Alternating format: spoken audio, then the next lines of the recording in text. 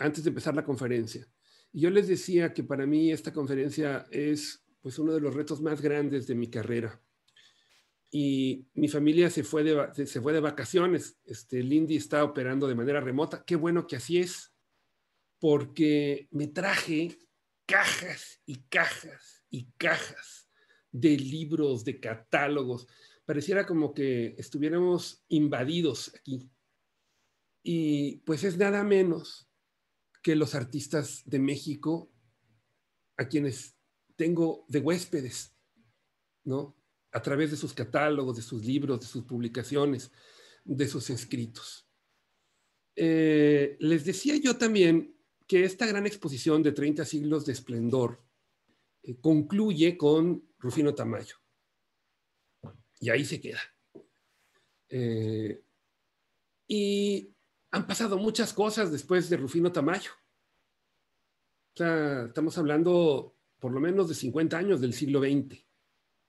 Pero como dicen, los museos están llenos de oportunidades para los famosos y los muertos.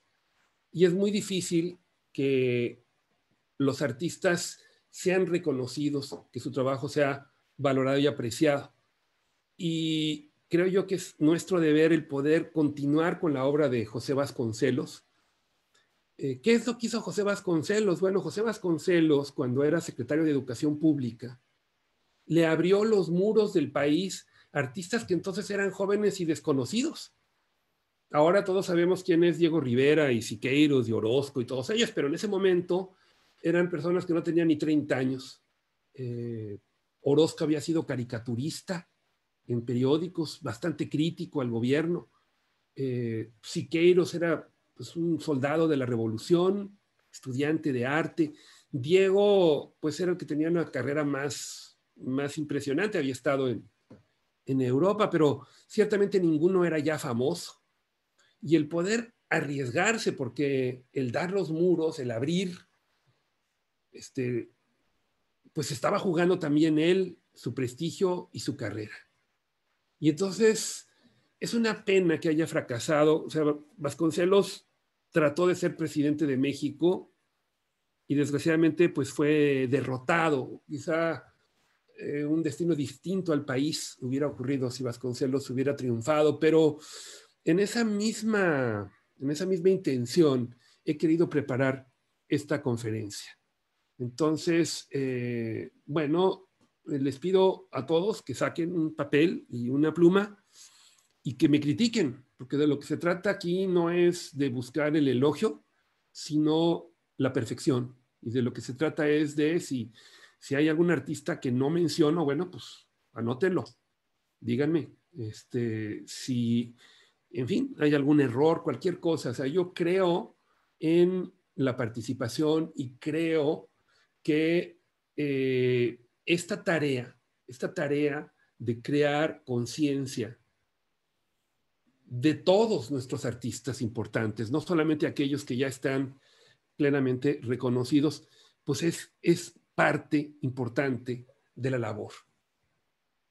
Y bueno, en la semana pasada llegamos hasta la revolución. Nos habíamos hablado de pues, los grandes artistas de fines del siglo XIX, artistas como José María Velasco, que pinta el paisaje de manera espléndida, Hermenegildo Bustos, que se adentra en los secretos del rostro de los mexicanos, y el gran grabador José Guadalupe Posada, que hace pues trabajos que no son reconocidos por la crítica, pero que llegan a cientos de miles de personas y que tienen una influencia profunda. Yo diría que si hay algún artista que pudiéramos llamar el gran precursor del arte mexicano del siglo XX, sería Gerardo Murillo, el doctor Atl. Gerardo Murillo, de cuya obra nos hemos ocupado hace algunas semanas, es no solo un gran pintor, especialmente en su labor como paisajista. Él es también el precursor Él es el primero que pide muros para los artistas. Él trata de hablar con Justo Sierra, que entonces era el secretario de Educación en el gobierno de Porfirio Díaz, y le pide que le dé muros a los artistas. Y en algún momento, él logra que le den muros y hace estos grandes desnudos al estilo de Miguel Ángel, pero la esposa de Porfirio Díaz, Carmen Romero Rubio, pues se asombran del desnudo y manda que los destruyan. Entonces, este artista, que es quizá el de la idea, pues, de hacer murales en México, un poco inspirado en lo que él había visto en Italia, pues no dejó muros. Y curiosamente, su amigo, también el paisajista maravilloso, Clausel, autor de quizás las representaciones más bellas del mar que yo he visto en mi vida. Clausel, un artista inspirado por el impresionismo, pero muy diferente a los impresionistas franceses. Y Clausel, pues había aprendido la dura lección de no meterse en política. Él había sido periodista, era abogado y periodista, y había documentado toda la matanza de Tomochic, en donde un grupo de indígenas, impulsados por una mujer mística, ¿no? La Santa de Cabora, que los había convencido de que eran invulnerables a las balas. Entonces este grupo de personas que no llegaban a los 200, desafió al ejército porfirista de miles de hombres y aguantó mucho tiempo. Pero pues eventualmente cuando Clausel escribió sobre esto, pues se vino sobre él una represión feroz, lo encarcelaron, lo deportaron, y después cuando regresó a México se volvió el más discreto de los artistas. Pero fíjense cómo es curiosa la vida. Gerardo Murillo, que era el que había pedido los muros, no dejó murales. Y Clausel, encerrado en su casa, porque él estaba emparentado con una familia aristocrática, él pintó los muros de su estudio. Y ahí los pueden ver en lo que es el Museo de la Ciudad de México, es su estudio. Y nos dejó quizá el primer mural de México. Son bellísimos estos apuntes que él hace. Y todo su estudio está lleno de estas imágenes. Así que también quiero que anoten para que, pues ahora que se pueda, vayan a visitar, ¿no? Esta sería, digamos, una primera visita que está en el Museo de la Ciudad de México. En Pino Suárez, me parece que está. Ahora, fíjense que pues se llegó el 1910 y llegó el centenario de la independencia de México. Y entonces pues echamos la fiesta, como dicen, la casa por la ventana para celebrar este primer centenario. Y pues se planeó pues la columna de la independencia por el padre de Antonieta Rivas Mercado y una gran exposición de arte español. Entonces, Gerardo Murillo, el doctor Atl, fue a hablar con Justo Sierra y le dijo, bueno, pero ¿cómo es posible que en el centenario, no es la independencia de México la que estamos celebrando? ¿Cómo es posible que en el centenario de nuestra independencia lo celebremos con una exposición de arte español? Con todo el respeto para el arte español.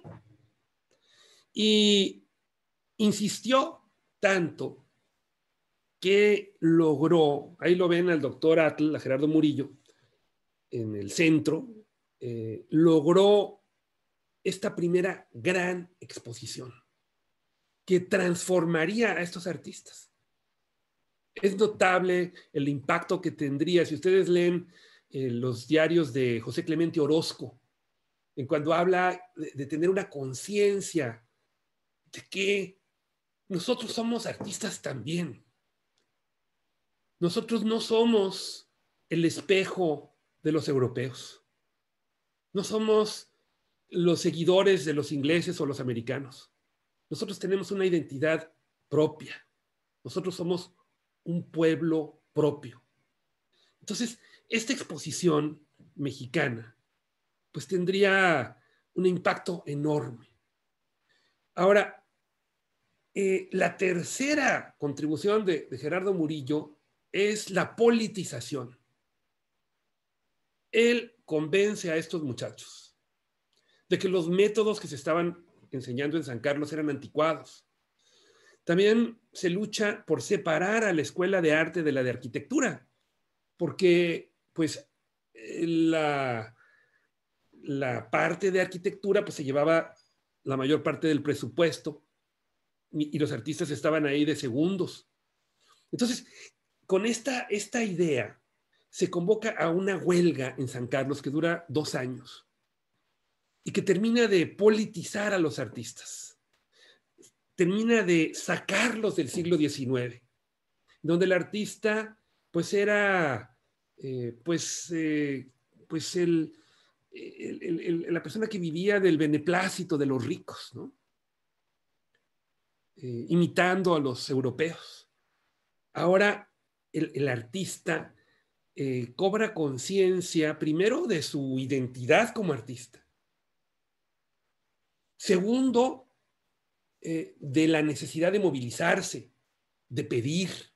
Es algo que yo le digo a los artistas de hoy. Muévanse, organícense, pidan muros, luchen, ¿no? La militancia es fundamental.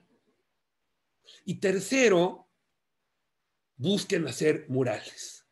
Estas serían, digamos, las 3 grandes aportaciones de Gerardo Murillo, el doctor Atl, al arte mexicano. En el siglo XX, precisamente en la escuela de San Carlos, donde estaban, pues, los que serían después los llamados 3 grandes. Siqueiros tendría 15, 16 años, Orozco un poco mayor, ¿no? Pero es en esta coyuntura en la que se gesta el arte mexicano del futuro. Otro artista muy importante, no tanto por su discurso, sino por su ejemplo, es Francisco Goitia. Francisco Goitia es autor de pues, una de las obras más importantes en el arte mexicano, Tata Jesucristo. Es una pieza que nos muestra pues la miseria de México. O sea, que nos recuerda que somos un país donde hay millones de personas en la pobreza más brutal y donde el artista no puede pretender que no existe esta realidad. Entonces Francisco Goitia pinta esta miseria y no solo la pinta, sino que se identifica con ella, a tal grado que él da todas sus posesiones a los pobres y acaba viviendo igual que la gente que pintaba. Entonces, aunque Goitia no publicaba libros, no daba grandes discursos, no hacía proclamas, pero su solo ejemplo es también un recordatorio a los artistas jóvenes de entonces que tienen un compromiso social fundamental, ¿no? Ahora, de la generación de Diego Rivera y de Orozco y todos ellos, el que se consideraba pues el genio de esa generación, el más dotado, el que sus maestros veían como pues el maestro en ciernes, era Saturnino Herrán. Saturnino Herrán pues es un virtuoso extraordinario, un dibujo, una fluidez, un uso del color. Y él concibe un mural en el Teatro Nacional, lo que ahora es Bellas Artes. Y este mural se iba a llamar Nuestros Dioses. Entonces, en el centro de ese mural, de un lado está la parte indígena que alcanzó a dibujar, de otro la parte europea. Y al centro de ese mural imaginario había creado esta imagen, que es una cuatlicue con una imagen de Cristo, así como de síntesis, ¿no? Ahora, desgraciadamente, este genio saturnino, este pintor dotado con todo, muere de la forma más horrible. Tendría 31 años y le da un cáncer de esófago y después no puede comer. O sea, se muere de hambre, literalmente. Y aunque muere a los 31 años, pues nos deja una obra maravillosa. También está el caso de Ramos Martínez. Ramos Martínez es uno de los nuevos directores de San Carlos. Es el que promueve toda esta idea de la educación al aire libre. Y también temáticamente pinta campesinos. Es también un ejemplo, pues, en ese sentido. Y fíjense que desafortunadamente en el caso de Ramos Martínez, la hija enferma y solamente la puede curar en Estados Unidos. Entonces él deja México y se viene a vivir a California. Y en México está completamente olvidado. Ahora Ramos Martínez se ha revalorado de una forma extraordinaria. Sus precios en las subastas de Nueva York, pues están llegando a altos niveles. Se los digo porque a lo mejor alguno tiene un Ramos Martínez ahí perdido que piensa que no vale nada y está pues con un tesoro en el muro, ¿verdad? Entonces, bueno, estos son de alguna forma los antecedentes, ¿verdad? Tenemos la unión. El muralismo es uno de los grandes momentos en el arte del mundo, porque se une talento y oportunidad. O sea, José Vasconcelos es ahora el secretario de Educación, el presidente es Álvaro Obregón. Hay toda una conciencia de reconstruir el país. Hay una conciencia de la importancia del arte. Hay una seguridad en que el arte es una parte fundamental de la vida y de la educación. Y hay toda una generación de artistas muy bien preparados. O sea, los más conocidos son Diego Orozco y Siqueiros, pero es una generación. Voy a hablar, o sea, la semana que entra voy a hablar sobre Diego Rivera, después sobre Orozco y Siqueiros. Entonces, no me voy a detener demasiado en ellos porque vamos a cubrirlos ampliamente en conferencias específicas. Pero bueno, quiero decir que el movimiento muralista se unifica en los objetivos. Es decir, ellos buscan hacer un arte que presente la historia de México, que inspire a los obreros y a los indígenas. Un arte público, pero desde un punto de vista estilístico, son muy diferentes. No es como los impresionistas franceses, en donde hay una forma parecida de pintar. Es completamente distinta la manera que pinta Orozco de la manera que pinta Siqueiros o Rivera. En el caso de José Clemente Orozco, él se inicia como caricaturista. Y es un caricaturista tremendo. Vean cómo pinta Emiliano Zapata. O vean cómo pinta al general Calles, creador del Banco de México. Y de alguna forma, esta actitud crítica la lleva a Orozco a sus pinturas de Caballete y a sus murales. Vean la manera como nos pinta a los militares, llenos de gente servil y rastrera.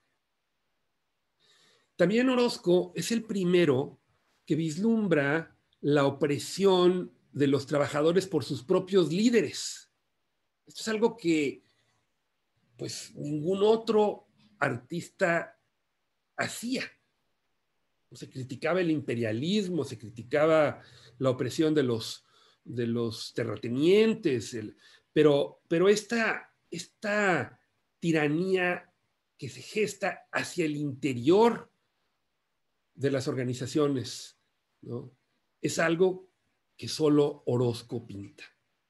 Critica también, por ejemplo, las multitudes que pues entierran la cabeza en la tierra como las avestruces.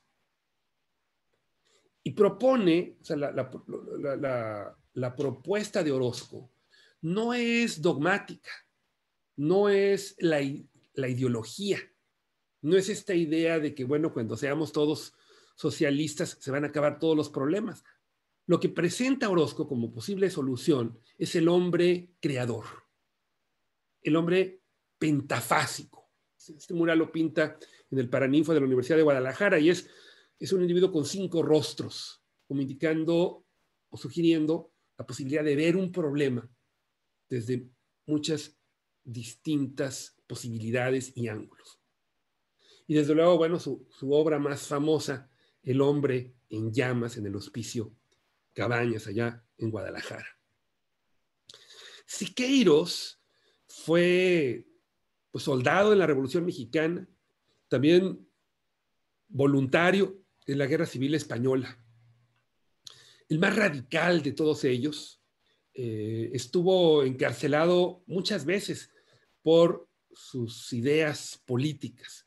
Un hombre de la izquierda más radical, de la línea stalinista del Partido Comunista Mexicano. También exiliado de muchos países. Y desgraciadamente la política de Siqueiros es tan controversial que a menudo ha impedido que se valore el hecho de que Siqueiros era un revolucionario no solamente en la vida, sino también en el arte. Y él concibe ideas artísticas extraordinarias. Por ejemplo, el uso de nuevos materiales, el uso de pinturas de secado rápido, el uso de pistola de aire, como pueden ver ustedes allí en esta imagen, el uso de la fotografía en la pintura. Vean cómo con estos nuevos materiales Siqueiros puede crear una pintura de una explosión nuclear con un nivel de detalle que hubiera sido imposible de manera convencional. Ahora, lo que es muy interesante de Siqueiros es esta idea de que la innovación nace de la tradición. Entonces, por ejemplo, Siqueiros se remonta a estudiar el Renacimiento, las leyes de la perspectiva. Hace imágenes, escorzos, que parecen salir del cuadro, como estas manos en nuestra imagen actual, ¿no? O el puño, que parece salir del cuadro, o el perro, ¿verdad? Hace otros cuadros como estos, que si ustedes se mueven, se darán cuenta que el cuadro lo sigue. Hay murales de Siqueiros, por ejemplo, el que está en el Hospital de la Raza. Ustedes entran y cuando ustedes caminan, todo el mural se mueve alrededor de ustedes. Una cosa verdaderamente extraordinaria, que desgraciadamente nadie ha continuado. No sé por qué. Y bueno, Diego Rivera, pues un hombre virtuoso técnicamente. Muchas veces cuando los jóvenes artistas me preguntan qué modelo deben de seguir, yo les digo, sigan el de Diego. Y no quiero decir que pinten como Diego, lo que quiero decir es entrénense como Diego, porque Diego maneja el realismo perfectamente, pero también se aventura al cubismo, ¿no? Se tiene un manejo técnico, una fluidez que le da una libertad en lo que él puede hacer lo que sea, que es el ideal. Y regresa a México y se enamora de los mexicanos. Y los pinta con amor. De manera, o sea, en contraste con los artistas decimonónicos que buscaban parecerse a los europeos. Diego y los muralistas, pero sobre todo Diego, ven al pueblo de México con amor y así lo recrean en cuadros y murales que tienen una difusión mundial. De cierta forma, Diego Rivera cambia la manera en que nos vemos a nosotros mismos y de la manera que nos vemos, nos ve el mundo. Muy importante la obra de Diego Rivera. Ahora, aquí vamos a hacer una ruptura importante con la manera en que tradicionalmente se cuenta el arte mexicano. Porque lo que ocurre es que hay muchísimos grupos distintos. Están los estridentistas, los contemporáneos, los surrealistas, el 30-30, el taller de la gráfica popular. Entonces, nos vamos en tantas direcciones que a veces se pierde lo fundamental. Entonces, yo creo, o sea, el parteaguas que yo estoy usando tiene que ver con la dirección de la mirada del artista. Es decir, tenemos un grupo de artistas, como Diego Rivera, como Siqueiros, como Orozco, como Leopoldo Méndez, como Raúl Anguiano, como Chávez Morado, Gorman, todo este grupo, que ven la pintura como una recreación de la historia. Tienen un compromiso político con el pueblo. Tienen la convicción de que la pintura puede transformar al país. Y sus obras, por lo general, recrean la historia de México. Nos hablan de la revolución, de la reforma, de la independencia, de las grandes ideales y de las grandes causas. ¿Verdad? Ese sería un gran grupo. Y hay otros artistas, algunos de ellos íntimamente vinculados con los moralistas, algunos casados con ellos, en donde lo que ven es hacia adentro. Y quizá el ejemplo más acabado de esta forma de ver, que finalmente el arte es una forma de ver, pues serían artistas que ahora han adquirido un reconocimiento extraordinario, como Frida Kahlo. Es decir, mientras Diego está pintando la revolución, Frida nos está pintando su rostro, su cuerpo, su espina fracturada, ¿verdad? Su drama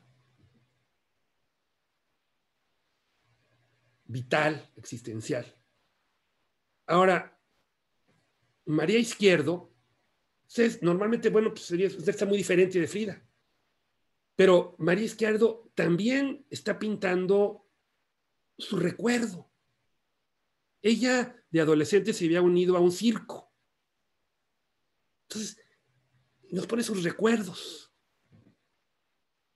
cuadros verdaderamente bellísimos, sus objetos, sus entornos, sus frutas. Ahora, Remedios Varo. Desde un punto de vista estricto, Remedios Varo pertenece a un grupo muy diferente del de María Izquierdo y el de Frida Kahlo. O sea, Remedios Varo es española, viene con estos artistas exiliados en la posguerra. Pero yo la uno porque ella, pues, ve sus sueños y nos deja unos cuadros maravillosos con una técnica extraordinaria. Cuadros concéntricos, circulares, donde realmente el sueño se puede ver. Esta idea, ¿no? De que la sombra se vuelve tridimensional y la persona se vuelve la sombra. O está Olga Costa, una rusa, era Kostakovich. Pues ella pinta pues un puesto del mercado como este. Y están también toda una serie de artistas que pues se dedican a ver las cosas que a lo mejor no son importantes desde un punto de vista histórico, pero, por ejemplo, Julio Castellanos hace este bellísimo cuadro, se llama El Día de San Juan, en donde vemos a toda esta gente disfrutando de una alberca. Y cada detalle es hermoso. O sea, o Agustín Lazo, pinta una costurera. Este me gusta, es Emilio Vaz, Biaud, el peluquero zurdo. O Guillermo Mesa, que nos da esta imagen maravillosa, esas cabezas espirituales, mujeres con el rostro tapado. Luego tenemos a personajes como Manuel Rodríguez Lozano, un hombre muy culto, muy sofisticado, que nos entrega imágenes con colores sutiles, de mujeres enrebosadas, en fin, esta religiosidad.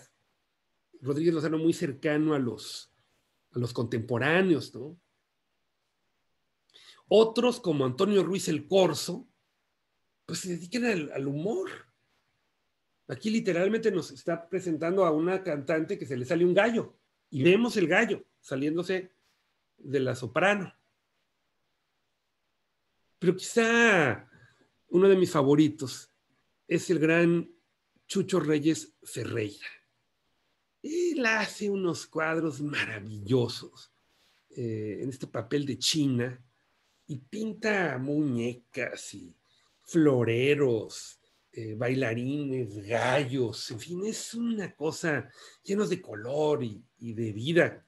Y fíjense que en alguna ocasión le mostraron los cuadros de Chucho Reyes Ferreira a Pablo Picasso. Y Picasso lo vio y dijo, oye, pero qué joven tan talentoso. Le dijo, no, señor Picasso, pues fíjese que pues no es tan joven. Es más, es mayor que usted. Y entonces dicen que Picasso contestó, pues qué viejo tan joven. ¿No? O sea, es encantador, Chucho Reyes Ferreira. Entonces, son artistas que aunque vengan de diferentes orígenes, aunque unos sean surrealistas, otros sean contemporáneos, otros sean... pero nos están pintando otro aspecto de la realidad. O sea, los muralistas abren México a la pintura, crean un público para la pintura. La pintura se vuelve el arte nacional. Pero hay toda esta serie de artistas que nos están dando otra visión de la realidad. Muy interesante.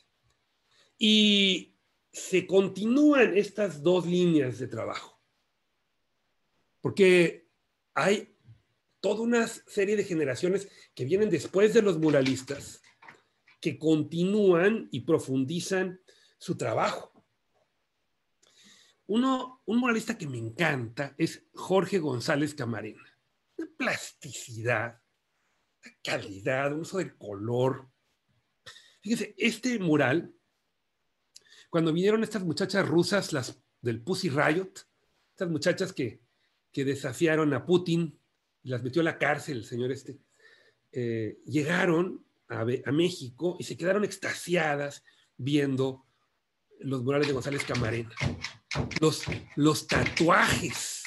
Vean estos tatuajes extraordinarios que pinta González Camarena. Pero es toda una visión que tiene, ¿no? Nos pinta un revolucionario, pero vean la forma en que nos pinta el cuerpo, o esta lucha entre el caballero águila y el conquistador. Un segundo gran muralista es Juan O'Gorman. Y Juan O'Gorman tiene la perfección de un miniaturista. Bueno, pareciera como que cada detalle está pintado. Hace estos grandes murales pero en donde vemos hasta el más mínimo detalle. Y otra vez vemos la independencia, en este caso la revolución. Y son murales enormes, como el que hace en la biblioteca de la UNAM, un mosaico. Otro gran muralista es Pablo O'Higgins. Y O'Higgins es un muchacho americano, nació en Salt Lake City. Vio la obra de Diego Rivera, se enamoró de México y se vino a vivir aquí, se casó aquí, muy influenciado por Van Gogh. Nos hace unos cuadros maravillosos de los trabajadores, se llama El novio. Miren qué lindo. O El peregrino. Muy ligado también al taller de la gráfica popular. Nos hace este grabado que se llama El hombre del siglo XX. Muchas veces en las publicaciones se hacía el hombre del siglo XX, se le ponía como un astronauta. Bueno, pues, desgraciadamente, lo más común no es el astronauta, sino el hombre miserable que habita en nuestros países. Está Fermín Revueltas, que también muere muy joven. Y fíjense, yo siempre he querido algún día tener influencia, porque Fermín es quizá el mejor vitralista de México. Y dejó muchos proyectos de vitrales, o sea, es concebible que hubiera una capilla con todos los vitrales de Fermín, que dejó perfectamente planificados y que se pueden hacer. O sea, el artista diseña el vitral y el vitral lo ejecutan otras personas. O sea, no sería como, o sea, seguiría siendo obra de Fermín Revueltas. Tenemos a Alfredo Salce, quizá el más longevo, a Chávez Morado. Vean el ritmo de Chávez Morado. Esas imágenes, una perfección tanto cromática como de movimiento. Y luego tenemos a artistas que son discípulos directos de los muralistas, como Arturo García Bustos, a quien tuve el gusto de conocer. Y García Bustos pinta esta segunda generación en donde vemos en el caso de a Orozco o a Diego Rivera, o a los grandes músicos. Yo había hablado con Arturo sobre a lo mejor hacer un mural sobre la danza, pero desgraciadamente se nos fue, junto con Rina Lazo, otra gran artista, hace muy poco tiempo. Otro muralista que conocí de cerca es Raúl Anguiano.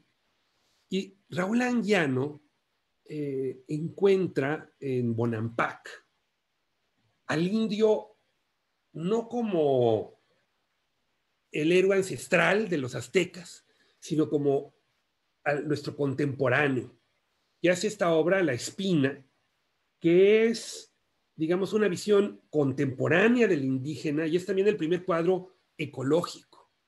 Y yo recuerdo cuando conocí a Anguiano, tendría 83 años, y recuerdo que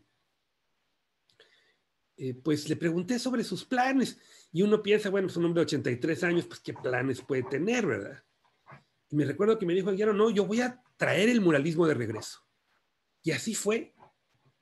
En los siguientes 7 años, yo lo vi pintar murales en el Consulado de México, en Los Ángeles East LA College, en el Museo Bowers, en el Politécnico Nacional, en fin, toda una serie de murales. Y cuando murió a los 93 años, tenía contratos firmados por 5 murales más. Pero bueno, el primer gran disidente en el arte mexicano es Rufino Tamayo. Porque Rufino Tamayo dice, yo no estoy de acuerdo con la definición que han hecho los muralistas de México. Que es pintan la historia, pintan la revolución. Pero la revolución es un accidente que pudo haber ocurrido en cualquier otro país. no es intrínsecamente mexicana. Hay que buscar la identidad no en la historia, sino en el pasado ancestral y en la geografía. Entonces, Tamayo dice, lo importante no es pintar indios o glorificarlos. Lo importante es rescatar la estética indígena. Lo importante es pensar cómo hubiera evolucionado el arte indígena si hubiera tenido la oportunidad de florecer. Y ese es el gran proyecto de Tamayo. Unir el pasado ancestral de México y proyectarlo hacia el futuro. Busca también la identidad de México en su color, el color de sus frutas, el color de la sandía sobre todo, pero también en la simplificación de la forma. Cuadros en donde se considera Tamayo el gran colorista de México, pero no porque abuse del color, sino porque los explora a fondo. Aquí, por ejemplo, vean este cuadro, hay un detalle rosa, que es blanco y negro. O esta maravilla de el hombre viendo a la gran galaxia. Y vean el reflejo de la galaxia en el agua y ese pequeño tinte rosado. Ahora, el desafío de Tamayo tiene que ver con la pintura, ¿verdad? Tiene que ver con lo que se representa en el cuadro.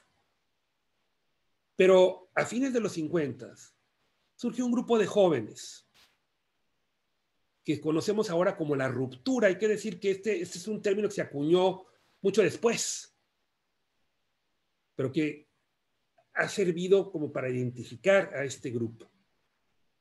Un grupo de jóvenes encabezados por José Luis Cuevas, que dicen, bueno, es que ese México que pintan todos los que hemos visto hasta ahora, tanto los muralistas como los intimistas, como Tamayo, es una pintura que celebra a México, que nos ofrece una visión maravillosa de México.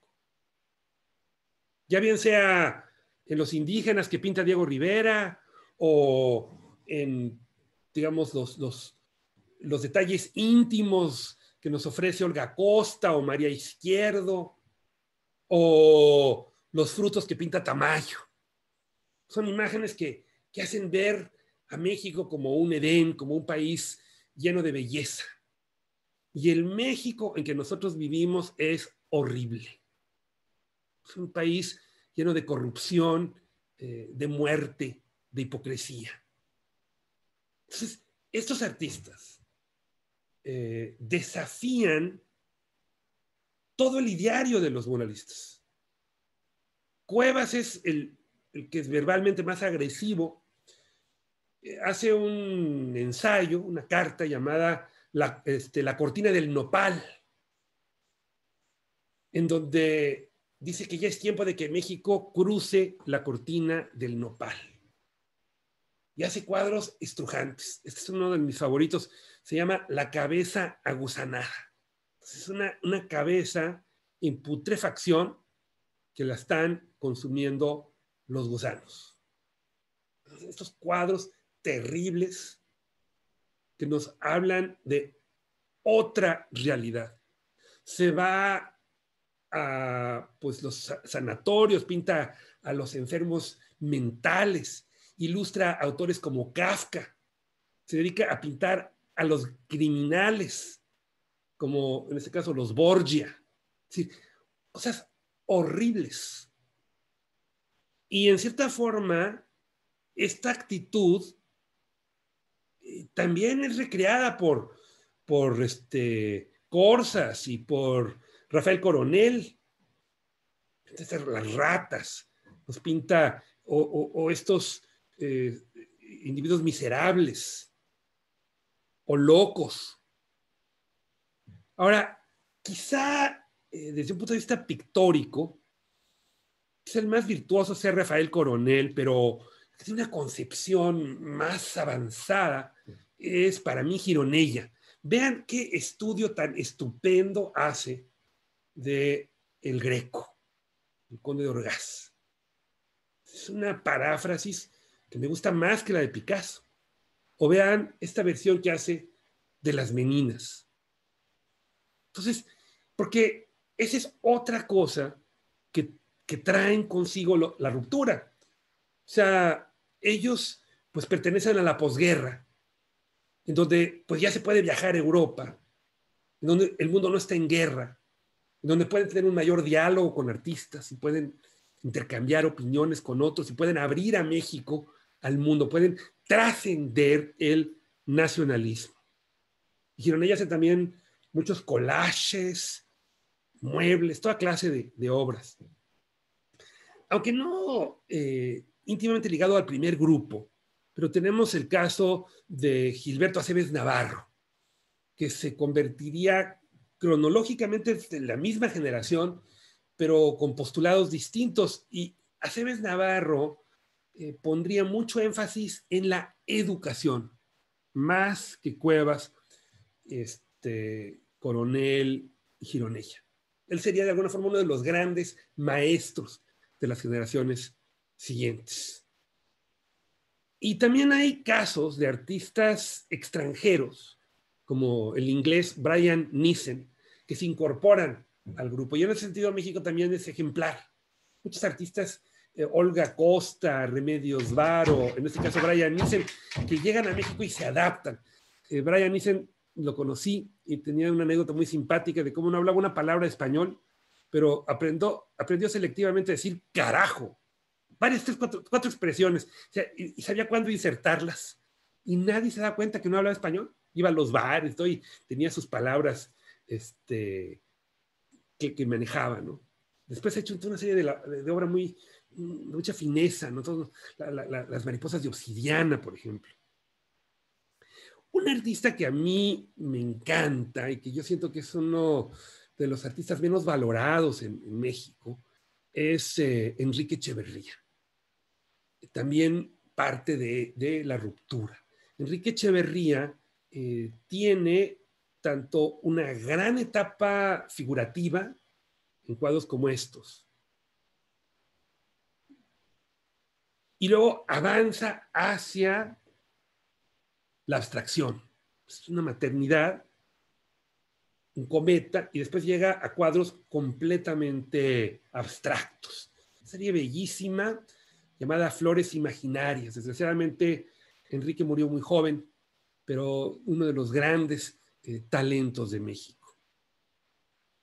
Ahora, fíjense qué cosa tan interesante. Muchas veces los artistas resurgen o reflejan o son una consecuencia de un movimiento histórico. Pero en México ocurre algo al revés. Es decir, de alguna forma la ruptura, el movimiento de la ruptura, ay, discúlpenme, pero mi perrito me está dando una guerra espantosa. A ver.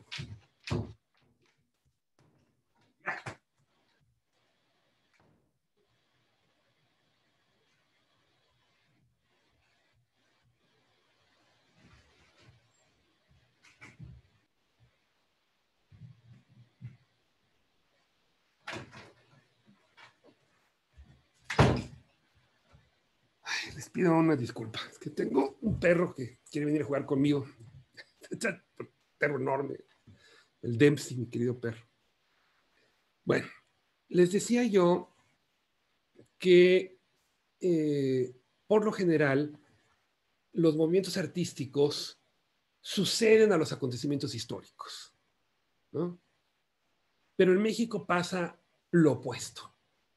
O sea, de alguna forma, estos jóvenes rebeldes, esos artistas de la ruptura que cuestionan el nacionalismo, que piden más libertad de expresión, que buscan nuevas definiciones de lo que es ser mexicano.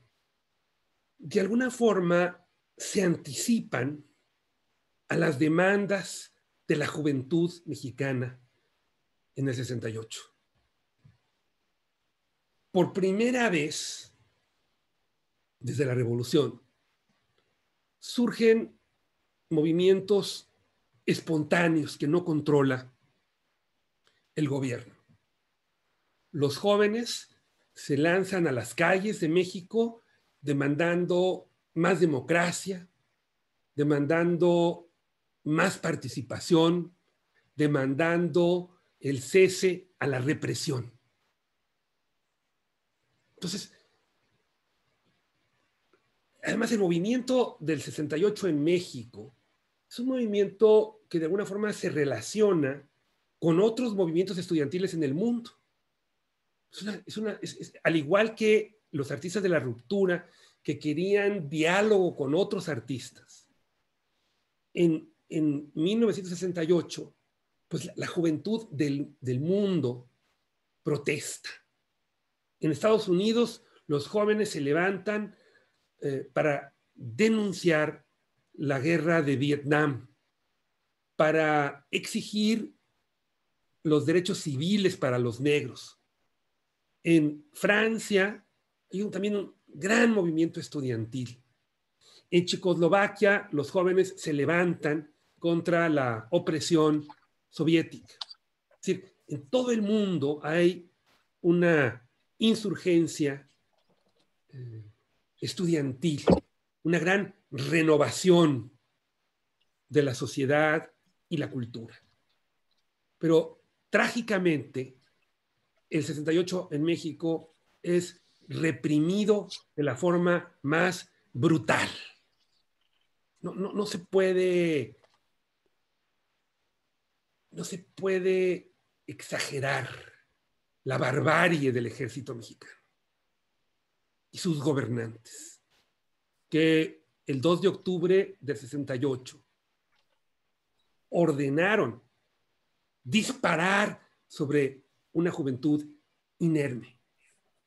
Nunca sabremos cuántos estudiantes fueron masacrados por el ejército. Pero hay fotos de miles de pares de zapatos esparcidos en el piso. Y al crimen siguió la represión, el encarcelamiento de la juventud. Vean estas imágenes. Entonces, el 68 marca de manera profunda el país. Estos jóvenes que querían la democracia, que querían el diálogo, son asesinados, torturados, encarcelados. Y algo cambia dramáticamente en México. En los siguientes años, el arte se diversifica. Muchos miembros de la ruptura, de alguna forma, continúan por el camino de la abstracción. Desde los 40 y 50 había ya habido grandes artistas abstractos como Carlos Mérida o Günter Guerzo. Pero ahora, pues desde García Ponce, Pedro Coronel, ellos de la ruptura, Lilia Carrillo, Aceves Navarro, Leonardo Nierman, muchos otros artistas que buscan la abstracción como una forma de ver hacia otra parte. Quizá el más, no diría yo destacado, pero el que tiene una aportación más significativa de estos artistas abstractos de México es Manuel Felgueres. No solamente por la gran fuerza y calidad de su trabajo, sino porque Felgueres mantiene una consistencia toda una vida defendiendo el arte abstracto, y de hecho funda en Zacatecas el Museo del Arte Abstracto. No se lo deben de perder. Es algo que también hay que visitar. Y en este museo él reúne todo el arte abstracto de México, no solamente el de él y de su compañera Lilia Carrillo. Quizá el apogeo del arte abstracto en México es este proyecto de los murales de Osaka, en Japón. Entonces aquí vemos murales de nuevo tipo, estas cosas gigantescos, abstractos. Se pueden dar a ustedes una idea del tamaño de estos murales. Yo no creo que haya muchos países en el mundo con murales abstractos tan grandes y tan bellos como estos que hacen los artistas mexicanos, como Francisco Icaza, como Arnaldo Cohen, como Vladi. Ahora, otro artista abstracto que me conmueve profundamente es Vicente Rojo. Una obra vastísima, acaba de fallecer Vicente hace unos meses. Pero fíjense, este cuadro, esta serie de cuadros se llama México bajo la lluvia. Y se voy a pasar rápidamente, porque lo que hace Vicente no es pintar la lluvia como se ve, sino pintarla como se siente. O sea, al recrear estas imágenes, ustedes sienten de estar avanzando en la lluvia.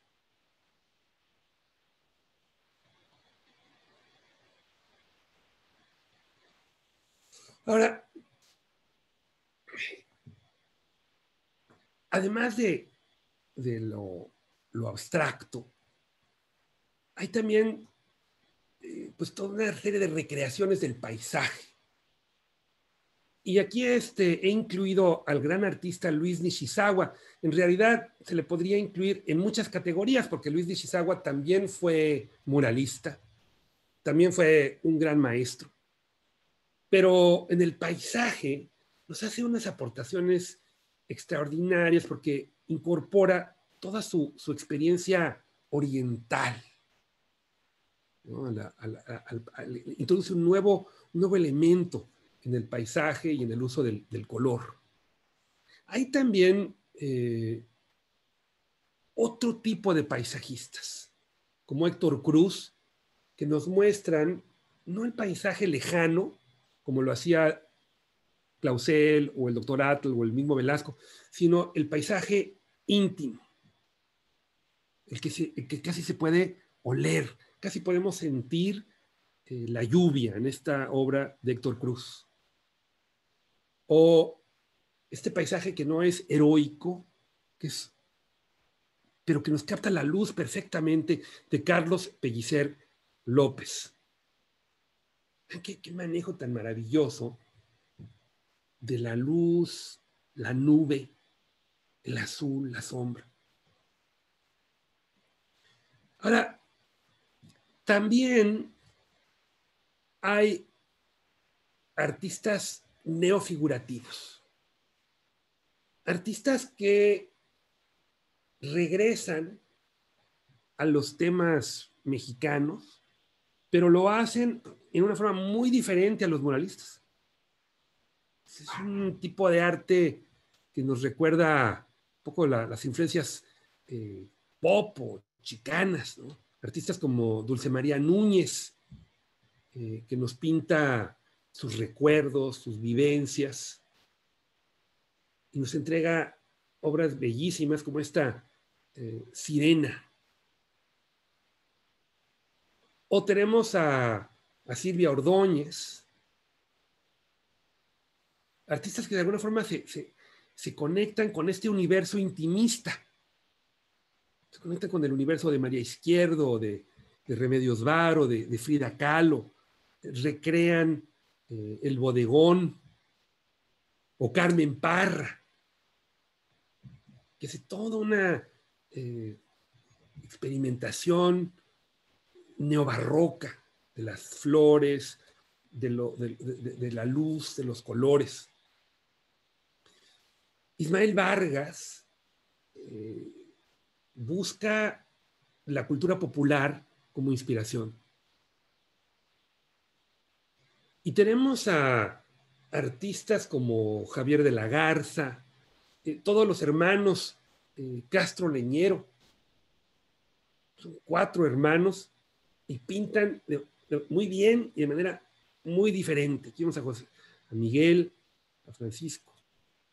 También hay artistas que de la misma forma, o sea, yo de alguna forma encuentro a estos artistas neofigurativos como mucho más influenciados por los artistas intimistas que por la Escuela Mexicana de Pintura.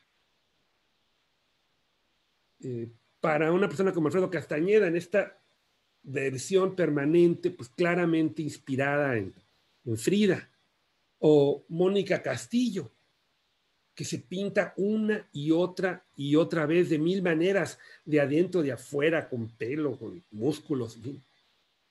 También otros artistas como Nahum Senil nos hablan de su identidad sexual y sobre todo el más conocido es Julio Galán. Julio Galán, pues un artista que muere muy joven, pero que pues nos da obras en donde pinta su verdad, su realidad. Hay otros artistas que se manejan entre el realismo y el abstraccionismo. Uno que me gusta mucho es Javier Cruz. Recuerdo que hizo una exposición, poderosísimos. Este es todo un recuerdo de Macondo. Y tiene otros cuadros en donde la figuración casi desaparece. Siempre interesante, ¿no? O sea, oscilando entre el realismo y lo abstracto. Ahora, en 1985, pues estos terremotos pues devastan la Ciudad de México. Y partes importantes de la ciudad son completamente destruidas. Quizá la gran novedad de los sismos es que de alguna forma México se reencuentra consigo mismo, los que ante la ineficiencia gubernamental para atender los problemas, pues vemos a los ciudadanos ayudando a otros ciudadanos, los topos metiéndose en lugares peligrosísimos para rescatar vidas, el drama, la pérdida de todo. Y otra vez, el terremoto pues evidencia la corrupción, edificios mal construidos, mal cimentados, donde seguramente el contratista pues no puso los cimientos que había, por los que había cobrado, por ejemplo. ¿Sí? Entonces, ante el terremoto, ante las crisis recurrentes, se da la gran diáspora mexicana. 30 millones de mexicanos, algunos de los más industriosos, se van de México. Muchos mueren en el desierto, en el intento de buscar una vida mejor. Y el país surgen movimientos que luchan por mejorar las condiciones, los zapatistas en el sur, pero sobre todo la violencia, la guerra al narco, el crimen extendido en todas las partes de la vida nacional. El vivir de manera permanente en el llamado México bronco. ¿Cómo responden los artistas ante esta catástrofe? Bueno, hay muchas respuestas. Hay algunos artistas que yo llamo un realismo fantástico. Otros los llaman hiperrealistas, pero yo siento que el hiperrealismo pues es una exacerbación del detalle. Esos cuadros microscópicos. Un cuadro como este de Arturo Rivera. Aunque ciertamente los personajes están extraordinariamente dibujados. Pero esa no es una escena realista, esta es una escena del mundo de pesadilla, ¿no?, en el que vivimos. Es una escena que podría ser la escena de un secuestro, podría ser una escena de lo que vivimos, ¿no?, de manera cotidiana. Pero hay mucho más. O sea, Arturo Rivera es un hombre, también acaba de morir Arturo, que tiene toda una serie de reminiscencias de una cultura vastísima. Reminiscencias bíblicas, cotidianas, urbanas, cuadros estrujantes, algunos con reminiscencias bíblicas, como esta Eva contemporánea. O Rafael Cauduro. Indudablemente, Cauduro es un virtuoso técnicamente. Pero la búsqueda de Cauduro no es simplemente el recrear perfectamente una escena. Es toda una labor de pensamiento, de análisis. Tenemos artistas que manejan con perfección el cuerpo humano, como Roberto Cortázar, por ejemplo. Imágenes bellísimas. O Hugo Crosswhite, un hombre que se encerró años haciendo un mural a lápiz en Tijuana.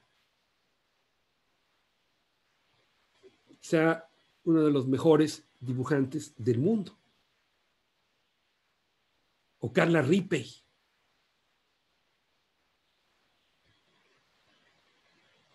Hay otros artistas como Rocío Caballero, una mujer muy joven, pues que tienen tal control de la técnica y el color que pueden hacer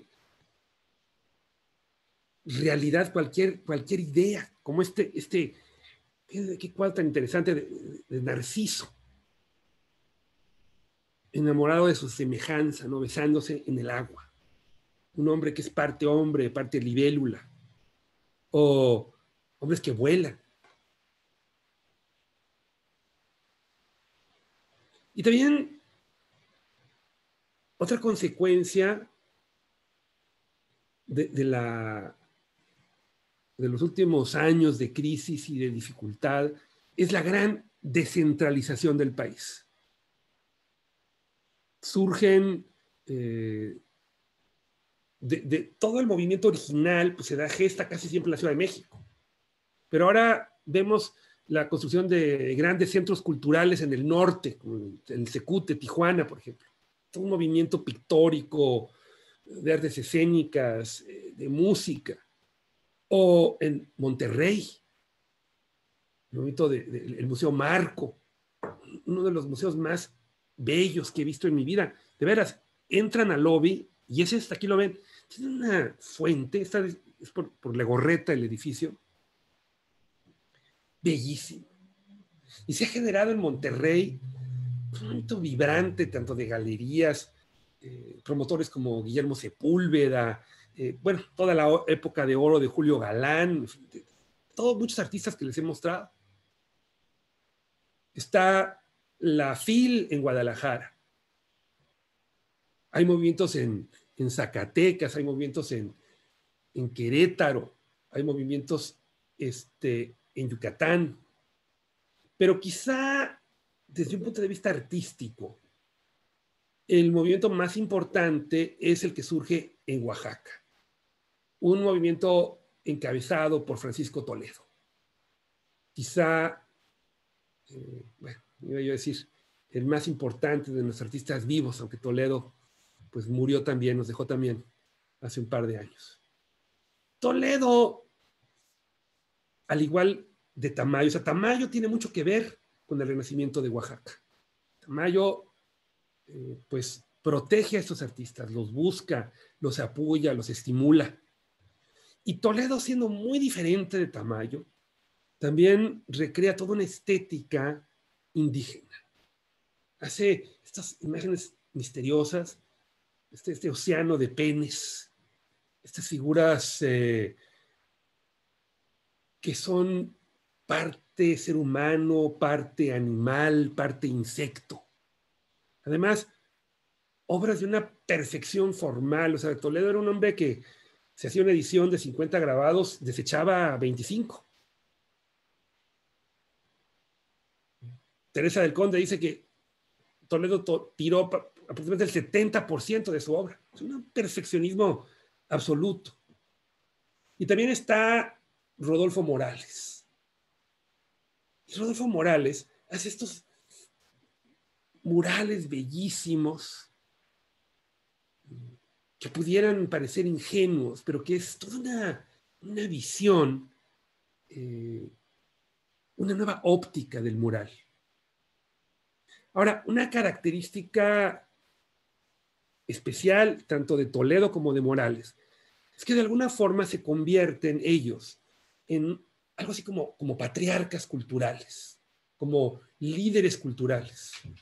Invierten muchos de sus recursos para el beneficio de sus comunidades. Francisco Toledo desarrolla una biblioteca para ciegos, una gran biblioteca de arte, institutos, colecciones de música. Y Morales, pues rescata y restaura muchos de los conventos de Ocotlán. Y generan toda una escuela con galerías, artistas de gran talento como Rodolfo Nieto, como Alfredo Cardona, Teodulo Romo, podríamos hacer Maximino Javier, podríamos hacer toda una conferencia de los artistas oaxaqueños, que también son muy diferentes, por ejemplo, Rubén Leiva. Ahora, en México también ha tenido mucho auge el arte conceptual. En realidad, el arte conceptual no tiene nada de nuevo, o sea, son cosas que desarrolló Marcel Duchamp pues, a principios del siglo XX.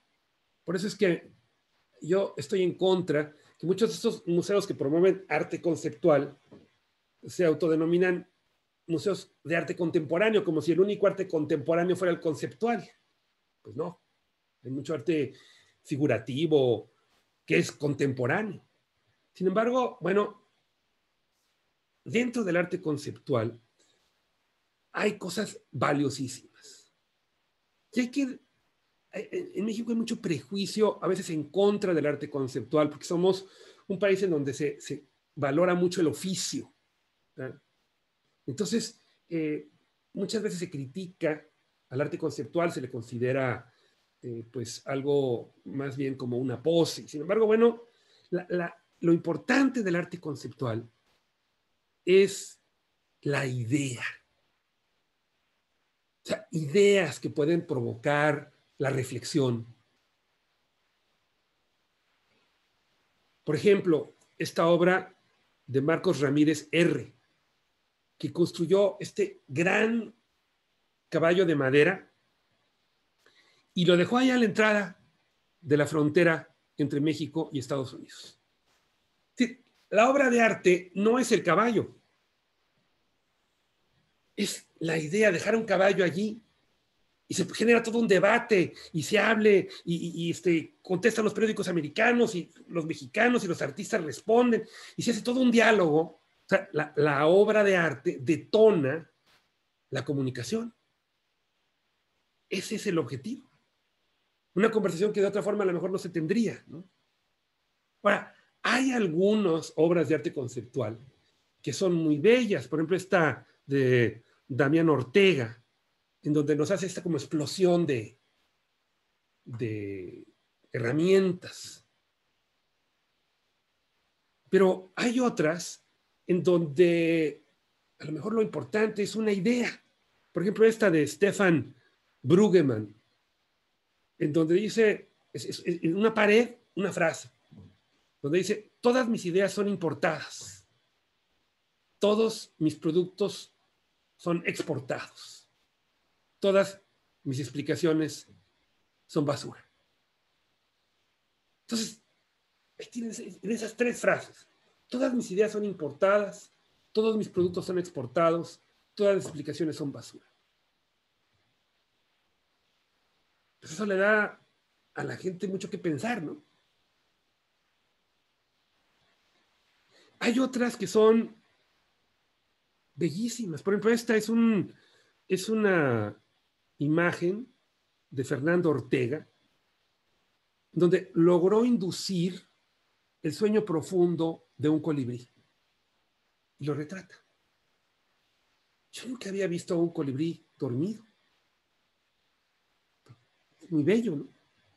¿Está?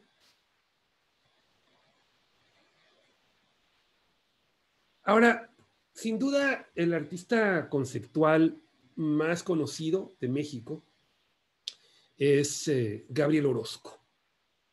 La obra de Gabriel pues, se ha expuesto en museos en Europa, en Estados Unidos, y quizá lo que más se valora en su obra es la inteligencia. Por ejemplo, desarrolló este juego de billar en donde una de las bolas se mueve por la fuerza gravitacional. Entonces, están ustedes jugando billar contra la Tierra. Interesante, ¿no? En otra ocasión, en Nueva York le pidieron una obra que fuera representativa de la ciudad. Entonces, cogió un pedazo de goma o de chicle y lo fue rodando por todo Manhattan, recogiendo todo lo que había, y llegó al museo y les entregó la bola. Hecho de todo lo que existía en Nueva York. O por ejemplo, vean esta, en donde reconstruye el perfil de la ciudad de Nueva York con pequeñas basuras. Y si fijan ustedes en el primer plano, ven ustedes la recreación de la ciudad. O cuando hace un autorretrato, pone esta plastilina o barro en las manos y las abre y tiene la forma de un corazón. Este es su autorretrato. En la biblioteca José Vasconcelos, adapta todo este esqueleto de una ballena y lo arreglan de tal forma que la ballena parece flotar. Pues, entran a la biblioteca y ven este esqueleto flotante. Es una maravilla. O sea, a mí me ha tocado ver acuarios en donde hacen una ballena de plástico y no tiene el mismo efecto. Porque aquí uno ve ese esqueleto y sabe uno que eso alguna vez fue parte de una ballena. Se puede uno imaginar a la ballena. Es decir, otra vez, lo interesante, lo importante aquí es la idea. Quizá en diálogo con esto, Alberto Calache, en el nuevo Museo de Historia Natural de México, puso el gran esqueleto de un dinosaurio.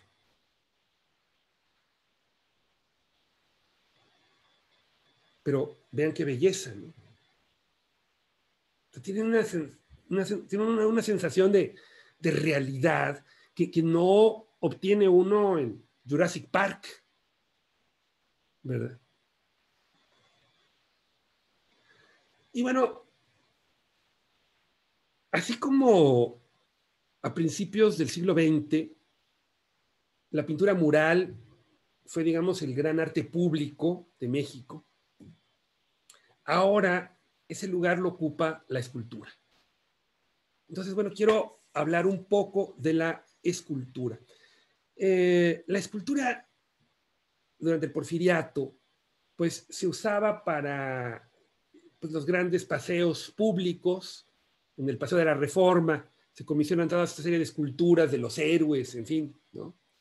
Entonces, esto restringe mucho las posibilidades creativas del medio. Aunque hay, desde luego, excepciones, como es esta Diana, él la llamó la flechadora de Juan Olaguíbel. Yo siempre digo que esta es la mujer más bella de México. Fíjese, es una escultura y hay varios modelos que se disputan quién es la que la inspiró. Pero durante un gobierno, la primera dama se sintió ofendida por la Diana y le mandó poner un taparrabo.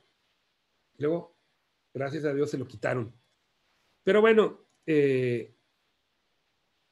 todavía en este mismo espíritu de la escultura, pues como celebración cívica, tenemos obras como esta, ¿no?, del Seguro Social de Luis Ortiz Monasterio, pero quizá el gran creador,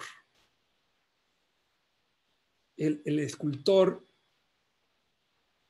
que le da a México una identidad propia, aunque él es costarricense, es Francisco Zúñiga. Francisco Zúñiga hace estas esculturas bellísimas, estas mujeres colosales, indígenas, en donde se cambia el patrón de belleza occidental. Que se propone, de la misma forma que Diego Rivera pinta con amor al indígena, Zúñiga lo retrata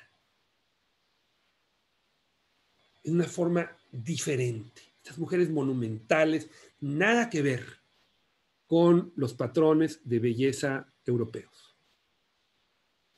Y la influencia de Zúñiga es enorme. Hay muchos artistas que se inspiran en Zúñiga y que de alguna forma han recreado este modelo. Pero de manera interesante, ocurre lo opuesto con algunos de sus alumnos, como es el caso de José Sacal, un artista que admiro mucho, discípulo de Zúñiga, con una búsqueda también del oficio, pero que todo el tiempo cambia y busca. Esta es una imagen que hace del Holocausto, nos pone un cadáver sobre una estrella de David. Es impresionante. O esta obra que se llama Armado hasta los dientes, que para mí es una obra que representa mucho del México violento que estamos padeciendo. Esta quijada, y en lugar de dientes está llena de balas, de pistolas, de tijeras. Es un artista que hace de todo. Lo he visto, también nos abandonó el maestro Sacal hace un par de años, pero yo lo voy a hacer paráfrasis, recreaciones de pinturas, retratos, en fin, vastísimo. Gran plasticidad, una enorme riqueza. También muy versátil es Pedro Cervantes. Pedro Cervantes tiene obras como estas donde está innovando la parte formal, pero también tiene formas abstractas y tiene todo un proceso reflexivo muy importante. También dentro de la línea figurativa tenemos a dos escultores hermanos que han alcanzado un enorme reconocimiento, como es el caso de Javier Marín. Javier Marín nos hace estas imágenes rubenescas, ¿no? Voluptuosas, en donde esculturas que no están completamente, o sea, donde la textura se puede casi ver la mano del artista. Se sienten casi como obras en proceso, se puede ver el proceso creativo. De gran talento también es su hermano Jorge Marín. Ahora, Jorge se ha vuelto muy famoso haciendo esculturas como esta, donde nos pone estas figuras aladas con máscaras. A mí me ha tocado hacer exposiciones de Jorge Marín, que tiene una gama muy diferente de obras. Esculturas estrujantes de ancianos, de muchas cosas. Y me llama mucho la atención, en el caso de Jorge Marín, que él estudió como restaurador. Y el restaurador tiene una visión muy diferente del artista. El restaurador busca recrear la vida del objeto antiguo, ¿no? Y es de alguna forma lo que él hace en muchas de sus creaciones.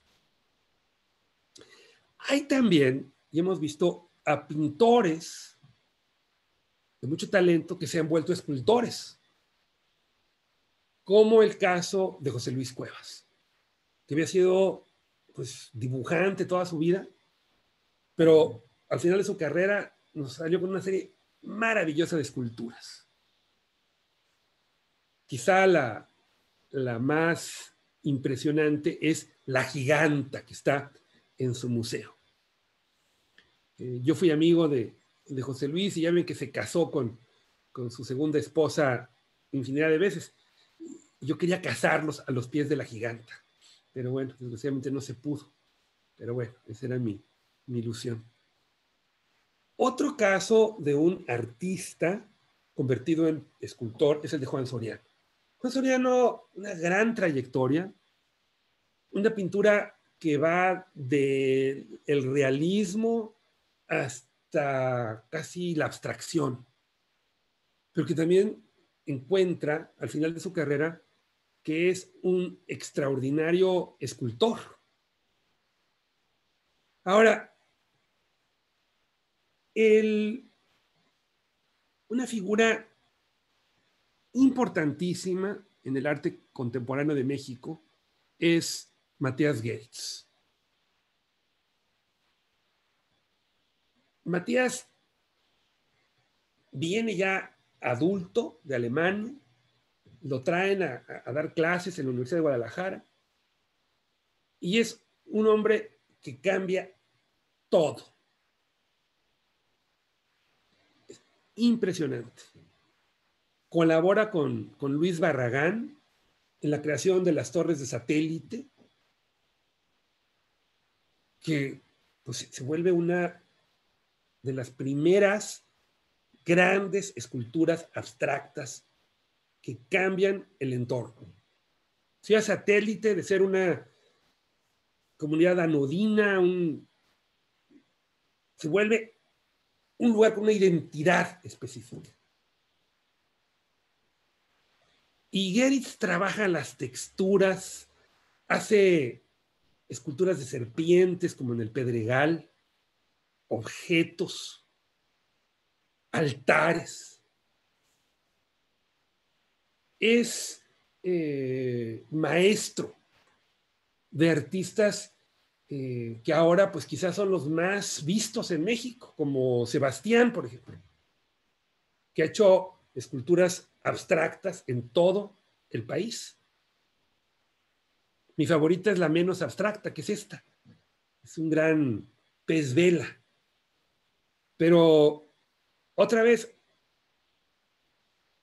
todo este movimiento de grandes esculturas abstractas es idea de Matías Geritz.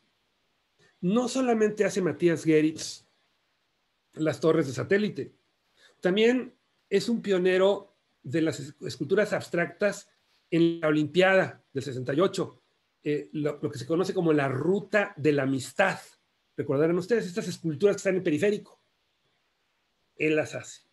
Bueno, no las hace, él organiza y promueve, invita a los artistas. Promueve a Sebastián, a Mayagoitia, y hace un trabajo extraordinario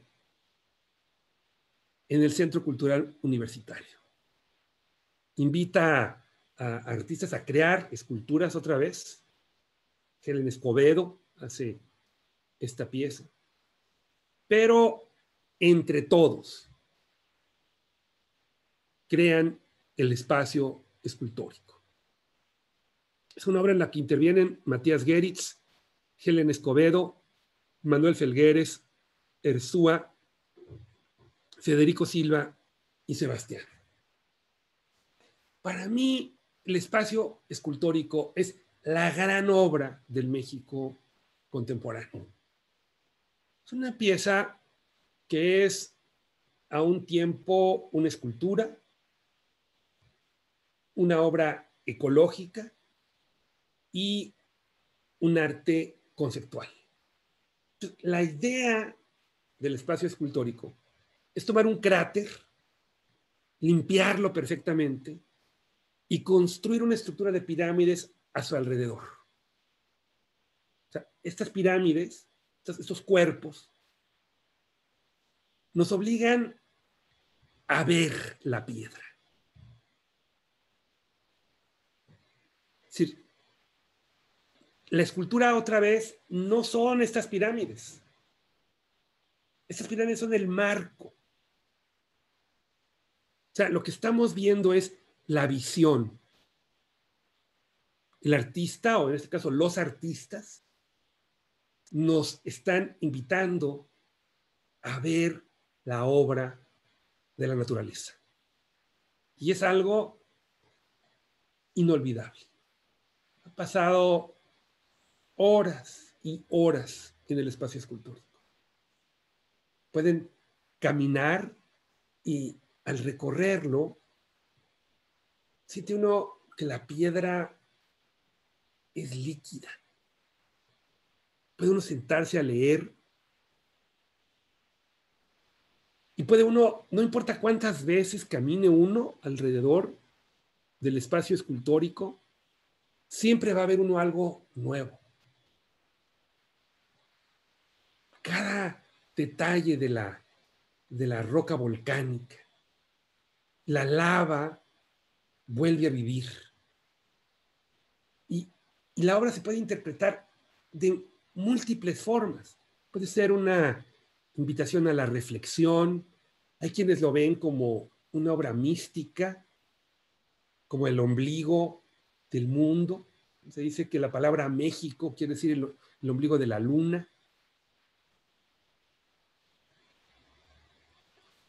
Ha sido también un escenario en donde se han dado conciertos, artistas se han metido a tocar música, a bailar o simplemente a leer.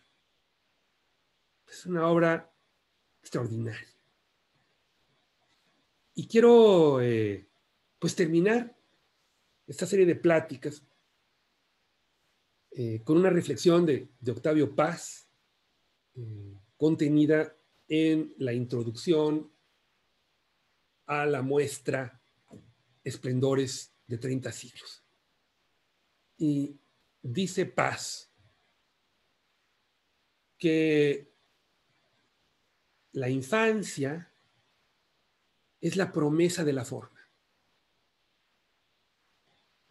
La juventud y la madurez es el esplendor de la forma. La vejez es cuando decae la forma. Y la muerte es la pérdida de la forma. O sea, nos volvemos ceniza, nos volvemos polvo. Entonces, dice Paz, detrás de cada pintura, de cada escultura, de cada poema, lo que hay es el deseo de un ser humano de crear una forma que sobreviva al tiempo, que sobreviva a la muerte. Entonces, cuando vemos